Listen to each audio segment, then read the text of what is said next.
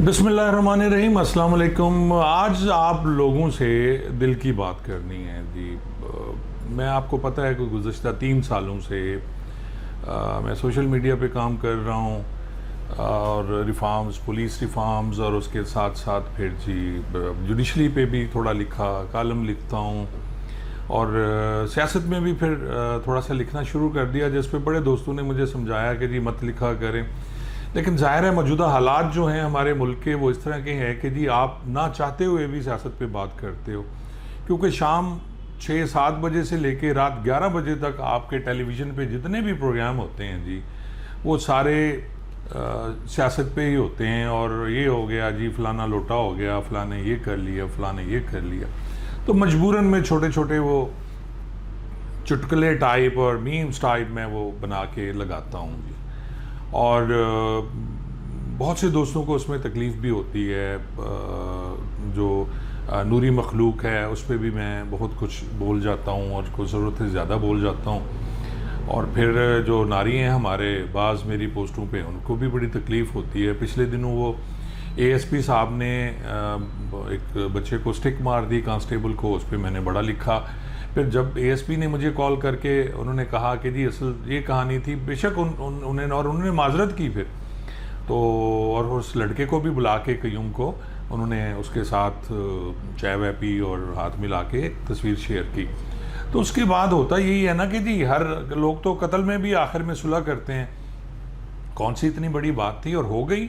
अगर ज्यादती होगी तो जब अफसर जो है वो शर्मिंदा हो रहा है, वो कह रहा है कि जी गलत था, तो फिर मेरे ख्याल में दरगुजर। और सबसे बड़ी बात कि कयूम जिसके साथ ज्यादती हुई उसने भी सुलह कर ली और बात ख़त्म हो गई। लेकिन इसमें बड़ी लेदे हुई मुझ पर और मुझे बड़ी बातें की गई कि जी आपका सॉफ्टवेयर अपडेट हुआ, सो एंड सो, जो भी था जी। फिर हमारे एक दोस्त हैं जी, मियाँ आसिफ, वो एक चैनल पे काम करते हैं और सारे यूट्यूबर भी हैं, और दुआ ज़हरा पे केस पे वो काम कर रहे थे। और उसके साथ साथ एक सुनहरा माह में उन्होंने मुझे लिया। मैं बीइंग ए लॉयर जी, अगर कोई मुझे रिक्वेस्ट करता है कि सर आ जाएं और इस पर आप अपनी राय दे दें, बीइंग ए पुलिस ऑफिसर या बीइंग ए एडवोकेट, तो मैं तो उस पर बड़ी, वही कानून की जो बात है हमने वही करनी होती है। और साथ साथ हम अखलाकियात का दामन भी हाथ से कभी नहीं छोड़ा मैंने।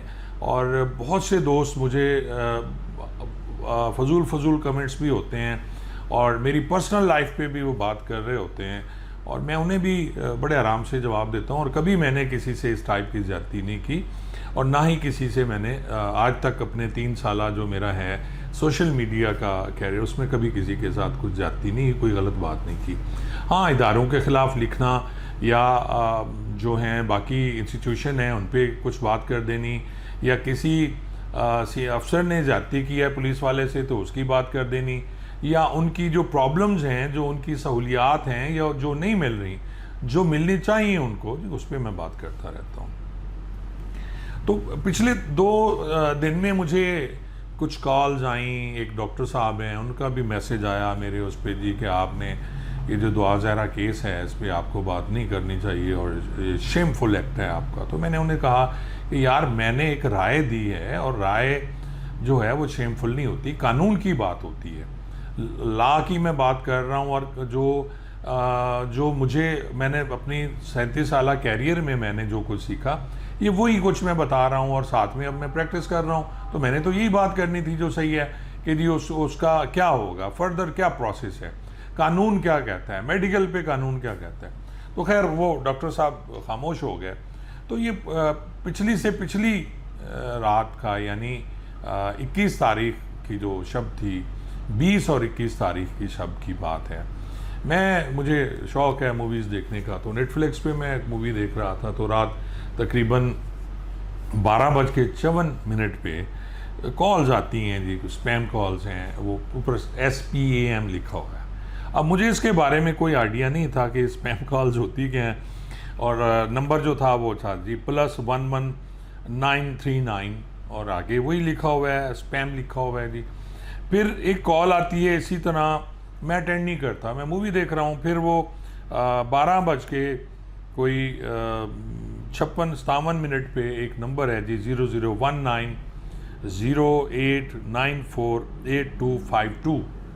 तो फिर इससे मुझे कॉल आई, मैंने फिर भी अटेंड नहीं की। मुझे लगा ये बाहर का नंबर है, क्योंकि 001 से अक्सर कॉल्स आती हैं लेट नाइट, वो कनाडा का नंबर होता है या फिर अमेरिका से कोई यूएसए से बात कर रहा होता है।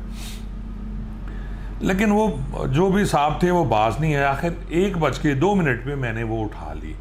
अब एक साहब बोल रहे थे और उन्होंने मुझसे पूछा, जी आप अजीज़ुल्लाह ख़ान बोल रहे हो? तो मैंने कहा जी मैं बिल्कुल बोल रहा हूँ, फरमाएं। अक्सर मुझे कॉल्स आ जाती हैं रात को, कोई पूछ भी लेता है, कोई मशवरा कर लेता है। जो बाहर वाले मेरे फॉलोअर्स हैं, दोस्त हैं, वो अक्सर लेट नाइट मुझे कॉल कर लेते हैं, या देख लिया किसी ने कि जी मैं फेसबुक पे या मैसेंजर पे मैं ऑनलाइन हूँ तो, या व्हाट्सएप पे हूँ तो मुझे कॉल्स आती हैं। तो उसने जी दूसरी कोई बात नहीं की और मुझे अब्यूज़ करना शुरू कर दिया बुरी तरह।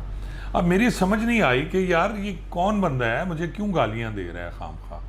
तो मैंने उसे कोई जवाब नहीं दिया। फैमिली मेरी डेफिनेटली सोए हुए थे रूम में, मैं तो अपना जो टीवी लाउंज है वहाँ बैठा हुआ मैं मूवी देख रहा था। तो डेफिनेटली मैंने कोई बात नहीं की। मैंने कहा यार इस तरह नहीं करें, और मैं उसे कहता रहा यार मेहरबानी फरमाता हूँ, ये फजूल चीज़ है।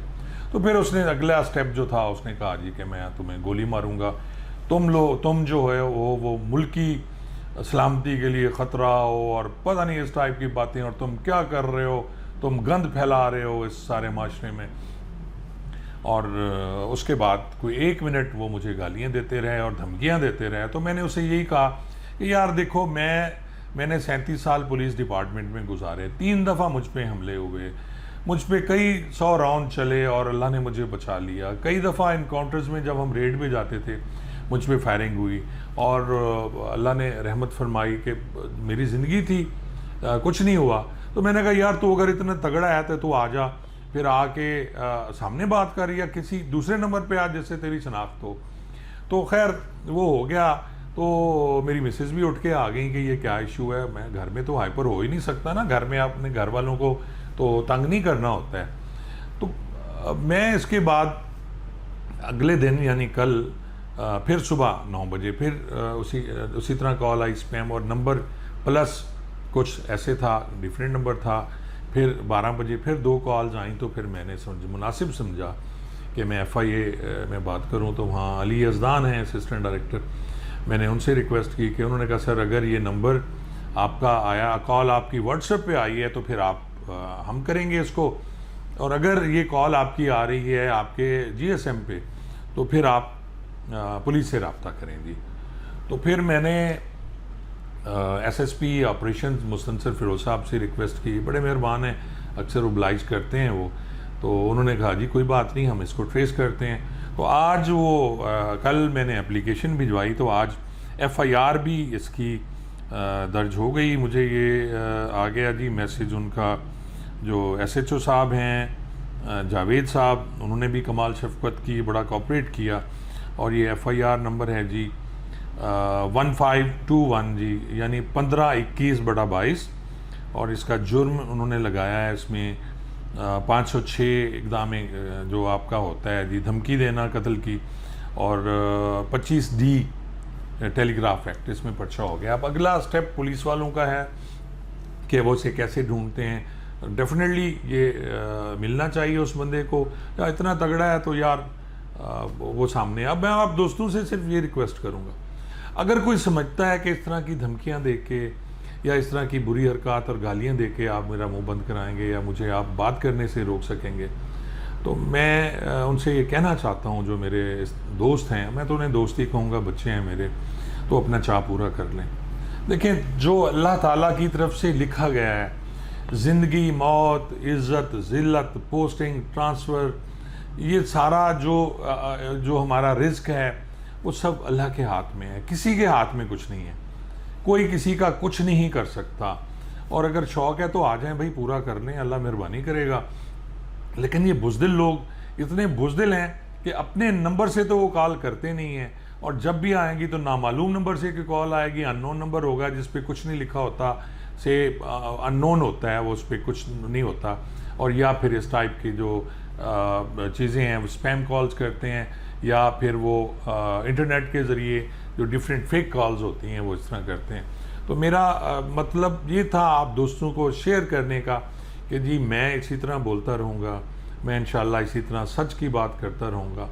बाकी आप लोग तनकीद करें जी, मुझ पे करें, मेरी ज़ात पे नहीं, मेरे काम पे आप तनकीद करें कि जी ये आपने गलत लिखा है, और उसके बाद मैं बैठ के आपसे बात करूं कि जी इसमें क्या गलत है और क्या सही है। तो आप दोस्तों का बहुत बहुत शुक्रिया। आप मुझे देखते हैं, आप मेरा यूट्यूब चैनल देखते हैं, आप मेरा फेसबुक पेज देखते हैं, मैं आपसे लाइव बात करता हूं, तो इस पर ज़रूर कमेंट्स कीजिएगा कि क्या ये अमर सही है, क्या हम लोग अब इस उस पे आके हम में वो ख़त्म हो गई है बुर्दबारी और बर्दाश्त के, हम में तो मादे ख़त्म हो गए यार, कि छोटी छोटी बातों पे आप उठ के और उसको इश्यू बनाएं और थ्रेट करना शुरू कर दें और इस तरह की बकवास करें, आप गालियां दें। तो मैं ये समझता हूँ जो गालियां दे रहा होता है उससे वो खुद ही लग रही होती हैं। और आप दोस्तों का बहुत बहुत शुक्रिया जी, थैंक यू सो मच।